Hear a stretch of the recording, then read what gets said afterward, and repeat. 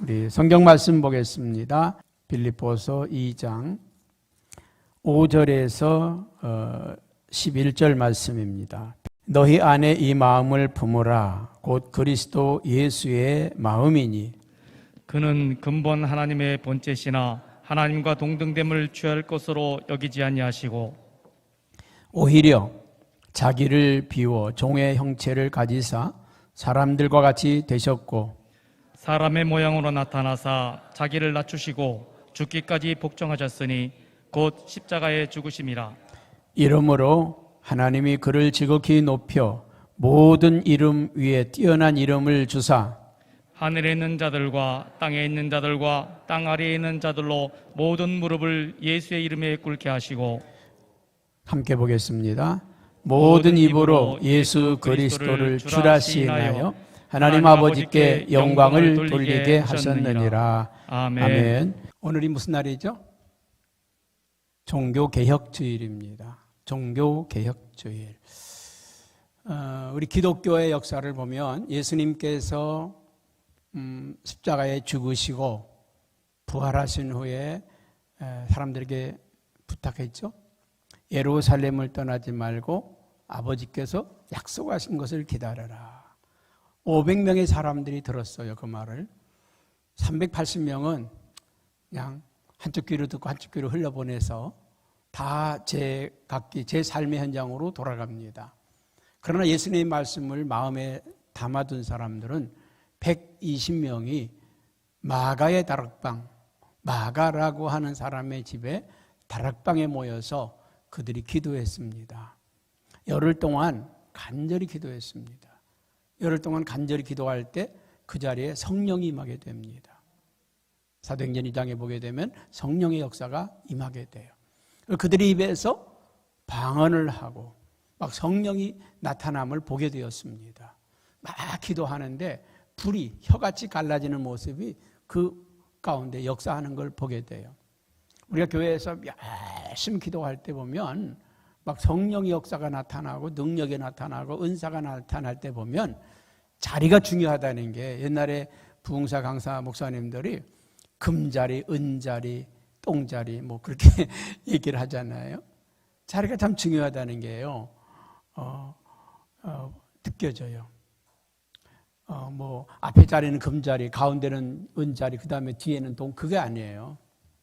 성령 역사할 때 보면요, 그 불꽃이 튀는 곳이 있어요. 불꽃이 튀는 곳이 있습니다. 어느 예를 들어 뭐 저쪽 끝에서 막 성령이 역사하면 막 그 동네가 다 불덩어리가 되어 있어요. 뭐 기도를 하는 사람이든 안 하는 사람들 막 그냥 불이 붙어가지고 난리 나요. 그럼 딱 느낌이 성령께서 지금 저쪽에서 막 역사를 하고 있구나.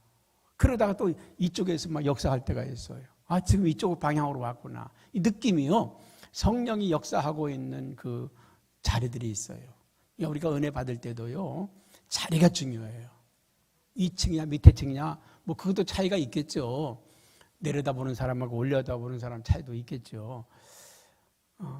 그러나 중요한 건요. 내 옆자리에 누가 앉았느냐가 중요해요.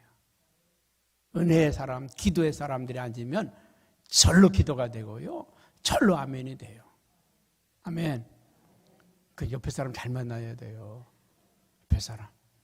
조는 사람 옆에 앉으면요. 그 동네는 다 졸아.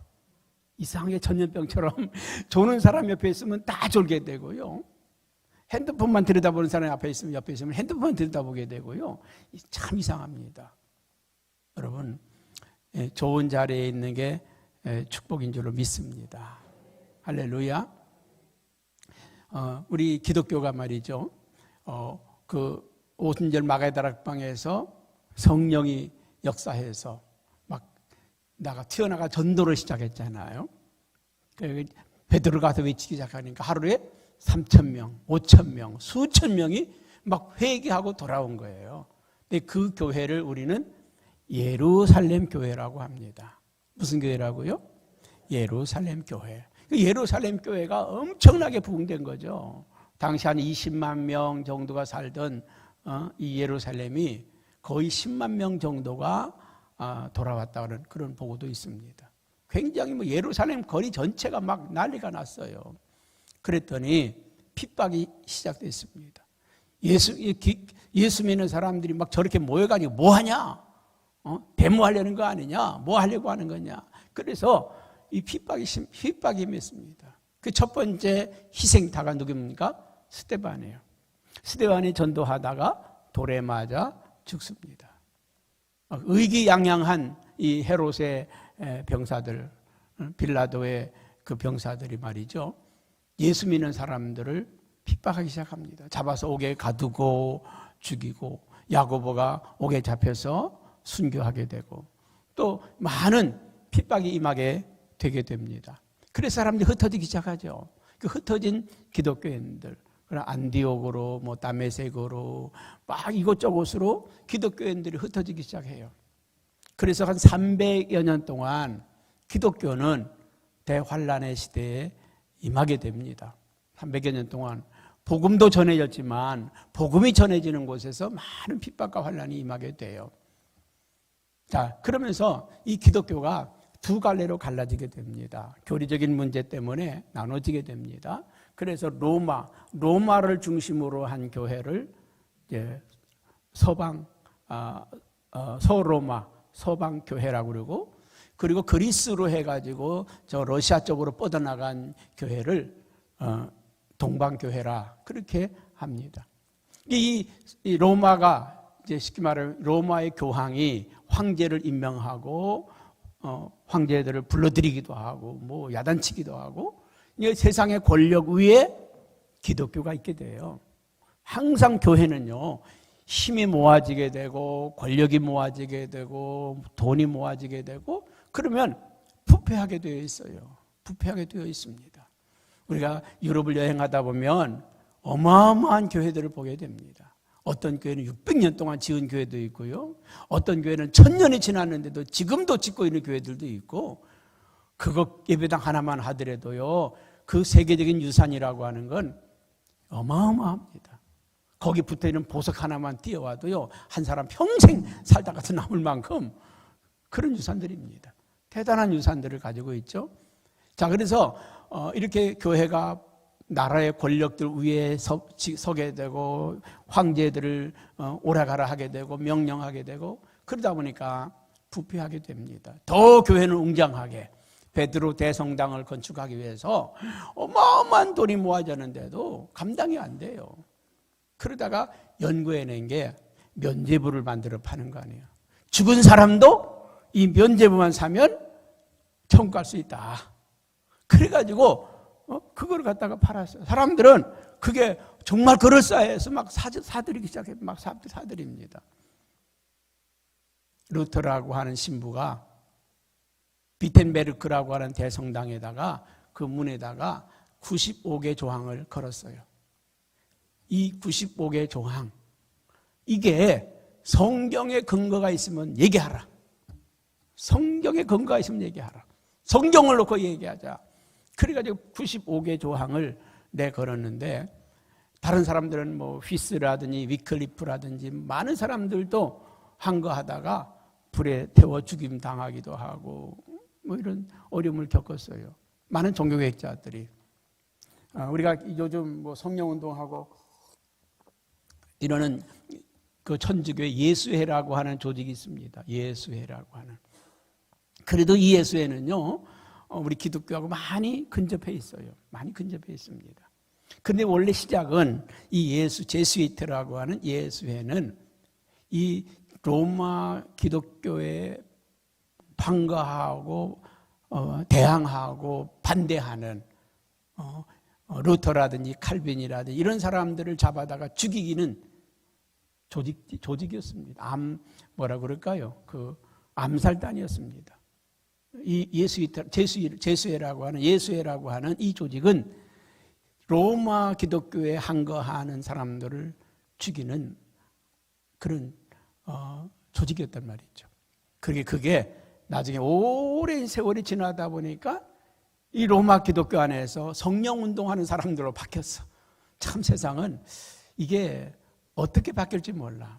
교회 안에도 그렇습니다. 막 핍박하던 사람들이요, 가장 충성하는 사람으로 바뀌기도 하고, 오늘 그렇게 헌신하던 사람이 어느 순간에 돌변해서 교회를 박해하는 사람이 되기도 해요. 여러분들은 끝까지 변함이 없었으면 좋겠습니다. 그 로마의 이 기독교, 타락한 로마 기독교의 항거에서 일어난 게 바로 종교개혁입니다. 1517년 10월 30날 종교개혁을 루터가 성공한 거죠. 이 독일의 제후가 그를 도와주면서부터 성공을 합니다. 그래서 독일에는 루터 교회가 굉장히 강성한 거죠. 자, 오늘이 505주년이 되는 종교개혁주일입니다. 여러분, 개혁이라고 하는 것은요, 뭘 바꾸자는 게 아니에요. 우리가 착각을 하면 안 됩니다. 바꾸자는 게 아니에요. 교회를 바꾸고 틀을 바꾸자는 게 아니라 이 개혁이라고 하는 말은 리폼입니다. 리폼. 원래의 모습으로 돌아가자. 원래의 교회 모습으로 돌아가자. 여러분, 교회가 개혁하는 건요, 자꾸 세월이 지나다 보면 뭔가 자꾸 붙어. 그 붙어진 걸 띄워버리자는 거예요. 원래의 초대교회의 모습으로, 원형으로 돌아가자. 여러분, 은혜 받았을 때, 막 성령 받았을 때는 어떻습니까? 너무 기쁘고, 너무 충만하고, 막 찬양이 절로 나오고, 있으면 그냥 드리고 싶고, 사람 만나는 사람들마다 전도하고 싶고, 복음을 전하고 싶고, 그 열정이잖아요. 근데 어느 순간에 우리가 삶이 좋아지게 되고, 편안해지게 되고, 그러니까 이제는 그 기도하는 것도 이제는 싫어지고, 어려움이 오면 기도하게 되고 무릎 꿇게 되고 하나님을 찾게 되는데, 편안하고 안일해지게 되면 나태하고 타락하게 된다는 거예요. 오늘도 우리가 개혁을 해야 되는데 어떻게 개혁을 해야 될까요? 다른 게 아니에요. 초대교회의 원형으로 돌아가는 거예요. 초대교회 성도들이 어떻게 했는지, 어떻게 하나님을 섬겼는지, 어떻게 믿었는지, 어떻게 헌신했는지, 어떻게 전도했는지 그 모습으로 돌아가는 게 이게 개혁입니다. 교회가 새로운 걸 만들어내고 새로운 방향으로 가는 거 아니에요. 오늘 아침에 우리는 비보를 들었죠. 149명이 압살을 당해서 죽었습니다. 여기에 대해서 제가 논평하지는 않겠습니다. 안타까운 죽음이죠. 근데 제가 잠깐 물었어요, 하나님께. 어찌 이런 일이 벌어집니까? 실로암 망대를 기억하라. 그러더라고요. 실로암 망대를. 여러분, 실로암 망대에 있던 사람들이 18명이 죽었습니다. 실로암 망대가 무너져서 압살을 당해서 죽었어요. 그때 예수님께 물었습니다. 왜 저 사람들이 저런 비명에 갔습니까? 그 사람들이 너희보다 죄가 많아서 간 게 아니다. 너희도 조심하라. 조심하라. 지금 우리는 말세를 살고 있습니다. 마지막 때를 살고 있습니다. 세계 도처에 엊그제 또 우리나라에서 지진이 났죠. 4.1이라고 하는 굉장히 그래도 큰 지진입니다. 우리나라에서는. 세계적으로 볼 때는 그것도 지진이라고 말하겠느냐고 알았지 모르지만 4.1이 넘어서면 언제 또 7.0, 8.0이 나올 수도 있어요. 그 정도가 되면 나라가 뒤집혀지는 상황이죠. 여러분, 세계 도처 이상 기후 현상들, 세계 도처에서 지진이 일어나고 마태복음 24장에 보게 되면 말세에는 이런 일들이 있을 것이다. 이런 일들이 있을 것이다. 여러분, 어느 거 하나도 그냥 되어지는 일은 없다. 그냥 되어지는 일은 없다. 엊그제 또 목사님이 전화가 왔어요. 문자가 와서 생각지도 못했던 문자가 왔어요. 나 살아왔어요. 저 세부에 선교를 갔다가 대한항공이 뭐라 그럴까요? 그 3번이나 착륙하다가 착륙에 실패를 했는데 이제 활주로를 빗나가면서 초대형 사고가 날 뻔했습니다. 초대형 사고가 날 뻔했는데 살아오셨어요. 제가 그랬어요. 아이고, 그 안에 있는 사람들은 참 행운이네요. 목사님 때문에 살았네요. 목사님 살리려고 그 안에 있는 사람 다 살리셨네요. 제가 웃으면서 그렇게 답을 했는데, 여러분, 우리는 언제 어느 때 무슨 일을 만날지 몰라요. 위험한 때 살고 있습니다. 위태로운 때 살고 있습니다. 오늘 하루도 지켜주신 것 감사하고 오늘 하루도 우리와 함께 하신 그 하나님의 은혜에 감사하며 살길 바랍니다. 하나님만 나와 함께 하시면 사망의 음침한 골짜기를 다닐지라도 해를 두려워하지 않는다고 그랬어요. 주님이 나와 함께 하시면 비행기가 추락해도 사는 역사가 있고요. 주님이 나와 함께 하지 아니하면 죽을 자리를 찾아가는 역사가 일어나요. 여러분, 오늘 하나님이 우리와 함께 하심이 최고의 축복이라는 것, 하나님이 나와 함께 하시는 것이 최고의 축복이라는 것. 그래서 제가 한 가지 더 물었어요. 그럼 어떻게 해야 될까요? 이런 시대에 어떻게 살아야 될까요? 주님이 주신 말씀은 딱 한마디였습니다. 내 마음을 품고 살아라. 주님의 마음을 품고 살아라. 오늘 많은 사람들 보면요, 어떤 유행가 가사에 보면 그런 거 있어요. 사람은 보여도 사람의 마음은 보이지 않는다. 사람은 보여도 사람의 마음이 보이지 않는다. 여러분, 우리가 늘 친구처럼 살았는데 어느 날 갑자기 등을 돌리는 사람이 있는가 하면, 같이 일을 하고 있었는데 어느 순간에 보면 남이었다는 거, 그런 거 많잖아요. 마음이 보이지 않는다는 거. 오늘 이 빌립보 교회는 정말 좋은 교회입니다. 헌신하고 충성하고 희생할 줄 알고 봉사할 줄 알고 섬길 줄 아는 너무너무 좋은 교회입니다. 그런데 이 교회 안에도 갈등이 있었어요. 갈등이. 서로 마음이 등져진 사람들이 있었다는 것이죠. 그래서 오늘 이런 말씀을 하고 있습니다. 사도 바울은 5절에 보면 이런 말씀하죠. 너희 안에 이 마음을 품으라. 너희 안에 이 마음을 품으라. 곧 그리스도 예수의 마음이니라. 우리 성현교회 성도들은 한 마음을 가졌으면 좋겠어요. 한 마음. 그 마음이 뭡니까? 예수의 마음. 주님의 마음을 가지고 교회를 섬기고 주님의 마음을 가지고 세상에 나아간다고 하면 세상을 바뀐다는 거예요. 교회가 든든해진다는 거예요. 근데 우리가 주님을 믿으면서도 하나님을 섬기면서도 충성하고 헌신한다고 하면서도 마음이 틀려. 마음이 틀려. 마음이 다르면 길을 가는데도 불편합니다. 함께 있어도 불편합니다. 함께 있어도 불편해요. 그런데 마음이 하나 된 사람들하고는요, 어디를 가도 즐겁고 무엇을 해도 행복하고, 할렐루야. 함께 있는 것 자체가 좋아요. 저는 여러분들과 함께 있는 것 자체가 좋습니다. 그래서 오늘 3절에 보면 이렇게 말합니다. 아무 일에든지 다툼이나 허영으로 하지 말고 오직 겸손한 마음으로 각각 자기보다 남을 낮게 여기라. 뭐라고 말합니까? 아무 일에든지 다툼이나 허영으로 하지 말고 오직 겸손한 마음으로 하라.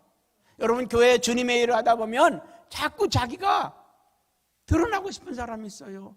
자기를 나타내고 싶은 사람이 있어요. 다른 사람들의 의견을 무시하고 깔보고 그냥 자기 말이 최고라고 생각하는 사람들이 있어요. 그런데 겸손이라는 게 뭡니까? 겸손이라고 하는 건요, 이게 겸손이 아니에요. 몸을 낮추는 것도 겸손이겠지만, 겸손은 다른 사람을 나보다 낮게 여기는 거, 더 귀하게 여기는 거, 다른 사람이 나보다 더 높여 드리는 거, 그게 겸손입니다. 몸을 낮추는 것도 겸손이겠지만 마음을 낮추는 게 겸손입니다. 그래서 오늘 그런 말 하잖아요. 아무 일이든지 다툼이나 허용으로 하지 말고 겸손한 마음으로 각각 자기보다 남을 낮게 여기고 다른 사람을 나보다 더 귀하게 여기고, 4절엔 또 뭐라고 얘기합니까? 자기 일을 돌볼 뿐 아니라 다른 사람의 일을 돌보아 주는 것.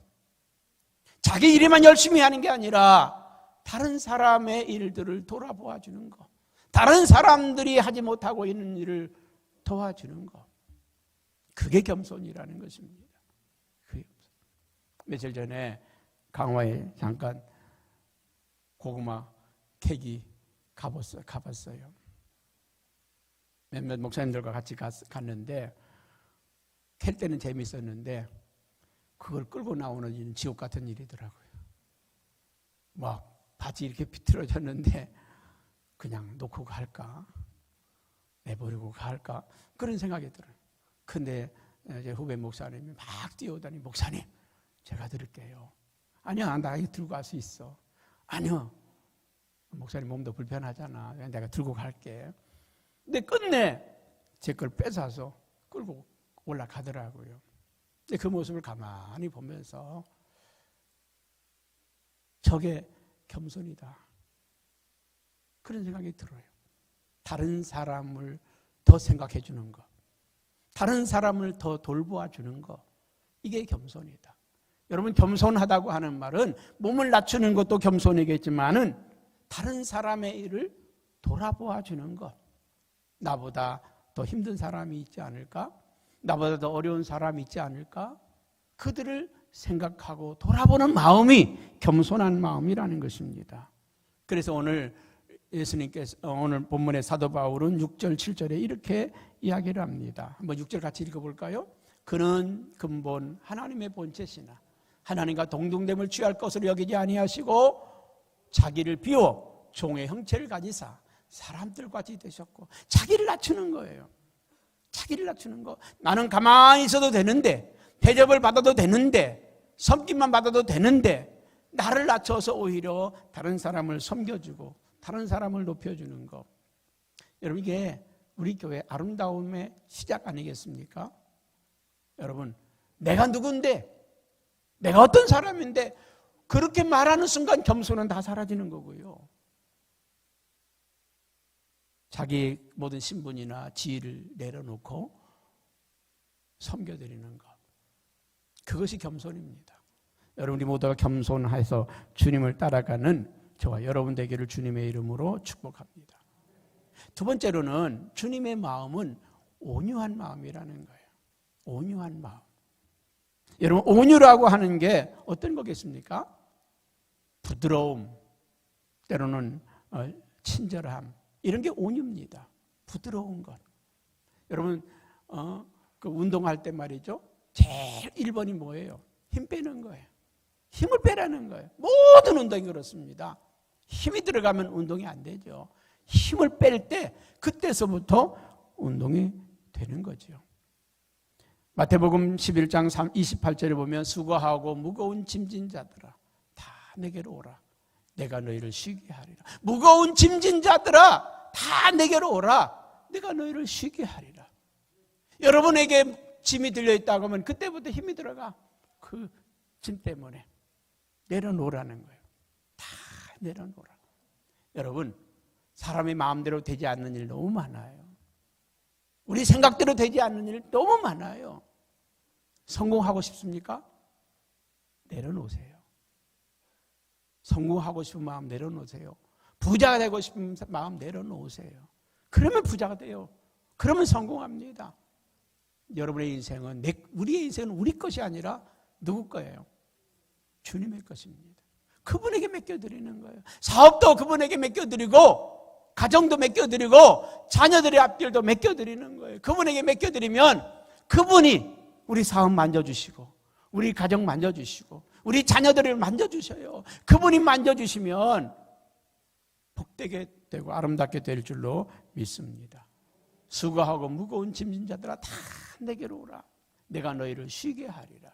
나는 마음이 온유하고 겸손하니 나의 멍에를 메고 내게 배우라. 그리하면 너희 마음이 힘을 얻으리라. 나는 온유하고 겸손하니 내 멍에를 메고 배우라. 나의 겸손을 배우라. 나의 온유를 배우라. 그러면 너희가 힘을 얻을 것이다. 여러분 우리 인생이라는 게 길어야 8, 90 아닙니까? 돌아보면 그 8, 90이 한순간 같고 경점 같다고 그러지 않습니까? 무엇 때문에 그렇게 열심히 살았는지, 무엇 때문에 그렇게 달려왔는지 돌아보면 아쉬운 건 아닙니까? 여러분 주님의 멍에를 메고, 그 멍에가 뭡니까? 온유와 겸손입니다.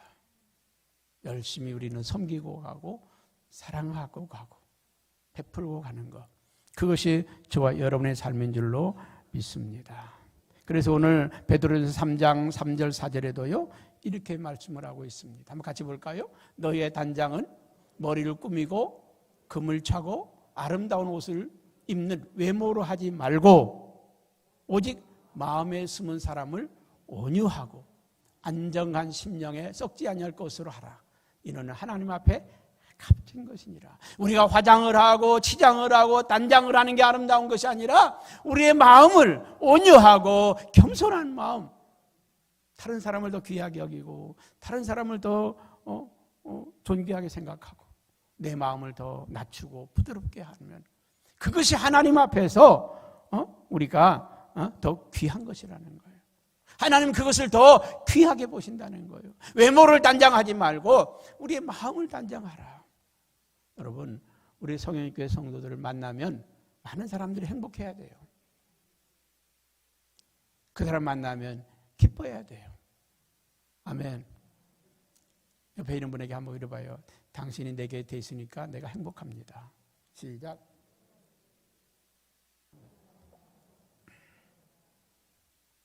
예, 그거예요. 우리 성령교회 성도들은 권사님이 내 곁에 있으니까 내가 너무 행복한 거예요. 집사님이 내 곁에 있어주니까 그것만으로도 행복한 거예요.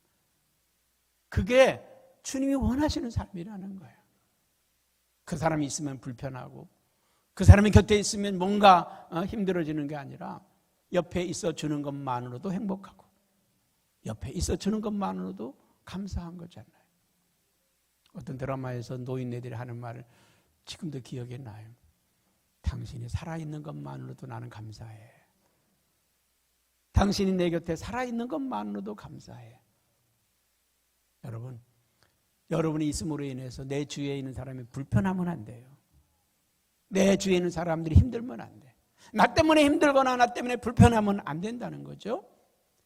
내가 옆에 있어줌으로 인해서 행복한 거죠. 편한 거죠. 그게 온유와 겸손입니다. 주님이 오늘 우리에게 하시는 말씀이 온유하라, 겸손하라. 우리는 뭔가 하려고 애쓰고 노력하는 것도 중요하겠지만 그냥 내 자신을 겸손한 사람으로 만들면, 온유한 사람으로 만들면 그를 통해서 하나님은 일하신다.